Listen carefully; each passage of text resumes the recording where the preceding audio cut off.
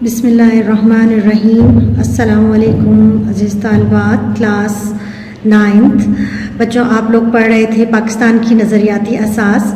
ہم لوگوں نے اپنے ٹاپک کو مکمل کر لیا تھا۔ آج ہم اس کے مشقی سوالات کریں گے۔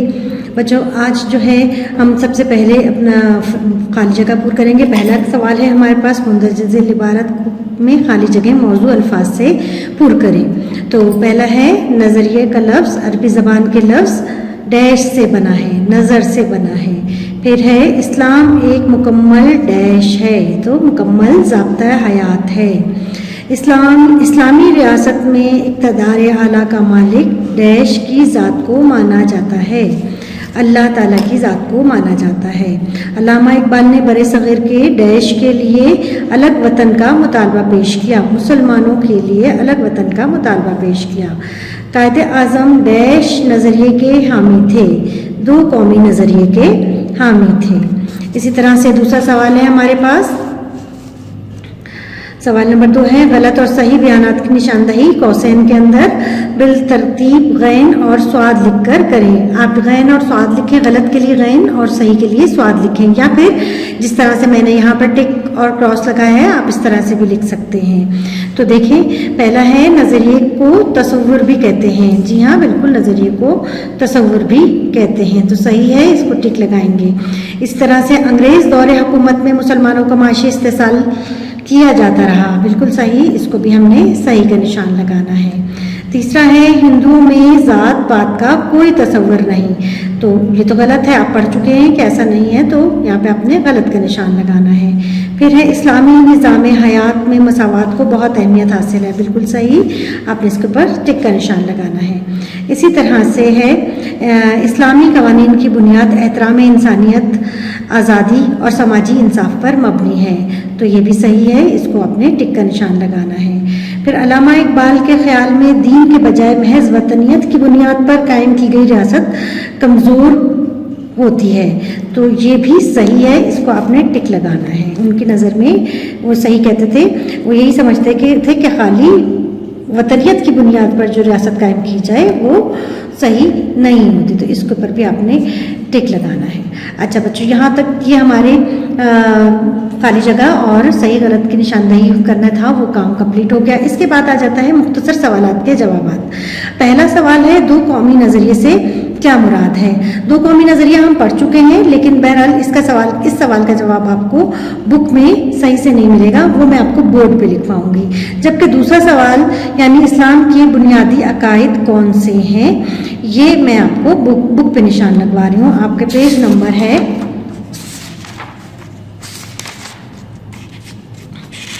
7، پیج نمبر ہے 7، اور اس میں یہ عقائد کی ہیڈنگ بھی دی ہوئی ہے۔ آپ سے پوچھا گیا اسلام کے بنیادی عقائد کون سے ہیں، تو یہاں سے دیکھیں اسلامی عقائد میں اللہ تعالیٰ کی توحید، رسولوں، فرشتوں، آسمانی کتابوں اور یوم آخرت پر ایمان شامل ہیں، یعنی ہمارے بنیادی عقائد جو ہیں وہ یہ آپ کو بتا دیے گئے ہیں۔ ٹھیک ہے بچوں، اسی طرح سے ہم اگلا سوال دیکھتے ہیں۔ اگلا سوال کیا ہے؟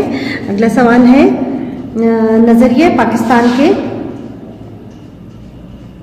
تناظر میں اقبال کا کوئی شعر لکھیں۔ تو آپ نے پڑھا تھا اپنی بک میں ہی، اقبال کے 2 شعر ہم پڑھ چکے ہوئے ہیں یہاں پر ہی، آپ وہ بھی لکھ سکتے ہیں۔ اس کے علاوہ اگر آپ کو کوئی اور یاد ہے کہیں سے آپ حاصل کر سکتے ہیں تو آپ وہ بھی لکھ سکتے ہیں، تو یہاں پر آپ کو موجود ہیں۔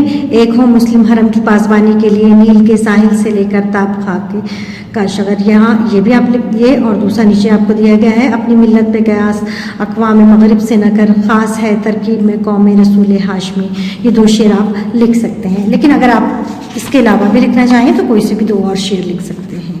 اچھا اس کے بعد ہمارے پاس سوال نمبر 4 ہے قائد اعظم نے فروری 1940 میں مسلم لیگ کے اجلاس سے خطاب میں کیا فرمایا تھا؟ تو اس کا جواب بھی آپ کو بک میں مل جائے گا صفحہ نمبر 11 پر۔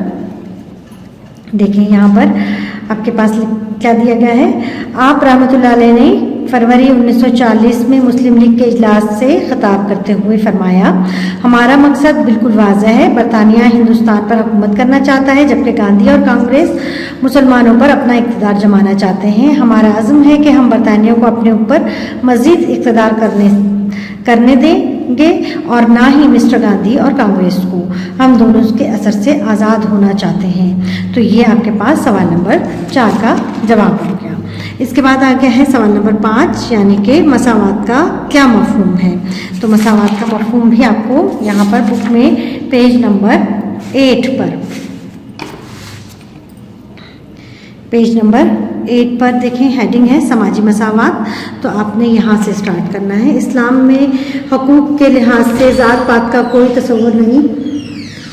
اسلام ایک ایسے فلاحی معاشرے کے قیام پر زور دیتا ہے جہاں انصاف کے معاملے میں ہر رنگ و نسل اور مذہب کے لوگ یکساں نظر سے دیکھا جائے، لوگوں کو یکساں نظر سے دیکھا جائے۔ حضرت محمد صلی اللہ علیہ وسلم نے خطبہ حجۃ الوداع میں فرمایا تھا کہ تم سب آدم علیہ السلام کی اولاد ہو جو مٹی سے پیدا کیے گئے تھے، بس کسی عربی کو اجمی پر اور کسی گورے کو کالے پر اور کسی کالے کو گورے پر تقویٰ کے سوا کسی اور معاملے میں کوئی برتری حاصل نہیں۔ تو یہ آپ کے سوال نمبر 5 کا جواب ہو گیا ہے یہاں پر۔ ٹھیک ہے بچوں، یہ 5 مختصر سوالات آپ کے پاس ہو گئے ہیں، جبکہ میں نے آپ کو پہلا سوال نہیں لکھوایا، یعنی پہلا سوال جو 2 قومی نظریے سے متعلق تھا وہ میں نے آپ کو نہیں بتایا۔ تو بچوں وہ میں نے آپ کو بورڈ پہ لکھوانا ہے۔ اب آپ دیکھیں بورڈ پر، یہاں آپ دیکھ رہے ہیں مختصر سوالات کے جوابات میں پہلا سوال میں نے آپ کو بورڈ پہ لکھ کے دیا ہوا ہے، 2 قومی نظریے سے کیا مراد ہے۔ 2 قومی نظریے سے مراد ہے کہ ہندوستان میں 2 بڑی قومیں آباد ہیں، یعنی مسلمان اور ہندو۔ یہ دونوں قومیں ایک دوسرے سے قطعی طور پر مختلف ہیں، ان کے رسم و رواج، رہن سہن، تہذیب و تمدن، تاریخ، روایات، غرض یہ کہ ہر ایک چیز دوسری قوم سے مختلف ہے۔ تو بچوں یہ ہے آپ کا پہلے سوال کا جواب، 2 قومی نظریے سے کیا مراد ہے۔ تو آپ نے اس کو اپنی کاپی پر خوش خط کر کے لکھنا ہے۔ بچوں آج کا ہمارا لیکچر یہاں پہ مکمل ہوتا ہے۔ میں نے آپ کو مختصر سوالات کے جوابات کے نشانات لگوا دیے ہیں، جو رہتا تھا وہ بورڈ پہ لکھوا دیا ہے۔ اس کے علاوہ مشقی سوالات کروائے ہیں، وہ بھی آپ نے کام اپنی کاپی پر، مشقی سوالات تو بک میں ہو جائیں گے، لیکن باقی جو سب مختصر سوالات ہیں یہ آپ نے اپنی کاپی پر خوش خط کر کے مکمل کرنے ہیں۔ انشاءاللہ ہم اگلے لیکچر میں اپنے مفصل سوالات کی طرف آ جائیں گے۔ اس وقت تک کے لیے مجھے اجازت دیجیے، فی امان اللہ۔